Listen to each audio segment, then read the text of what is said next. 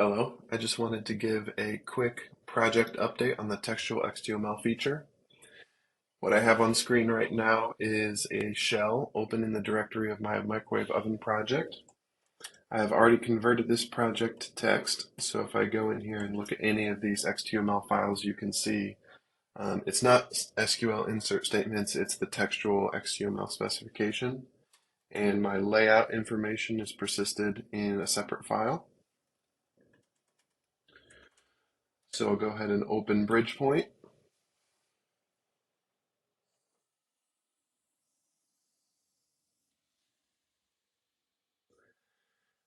And here's my project loaded all up. I've got a diagram here. I can uh, edit in the tree just like normal. I can open a state diagram. Um, and if I look in any of these files, I can see the textual persistence. So let's look at a couple of those. In my subsystem diagram, if I open up this with a text editor, I can see my classes are declared and my relationships are defined. I'll also show a state machine.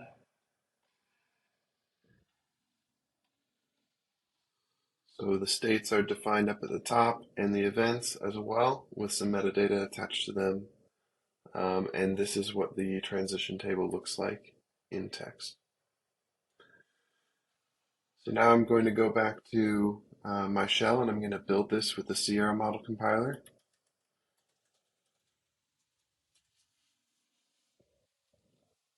This is using the BridgePoint prebuilder underneath the hood to load the textual files, parse them, and then parse the OAL and output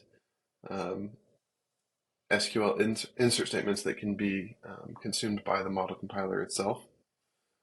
So once that's done, I can see that I've generated my Java code here. So this is what the generated Java looks like.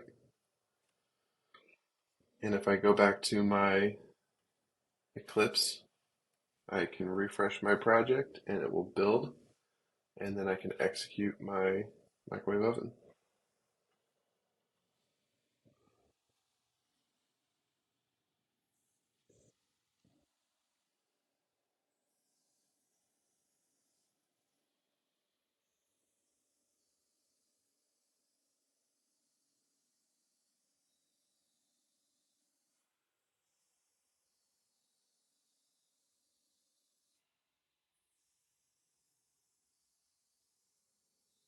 And there it's done. So this has demonstrated a model that's completely persisted as text with no SQL insert statements in the source code, loading and viewing in BridgePoint, building with the Ciera model compiler, and executing the application. Thank you very much.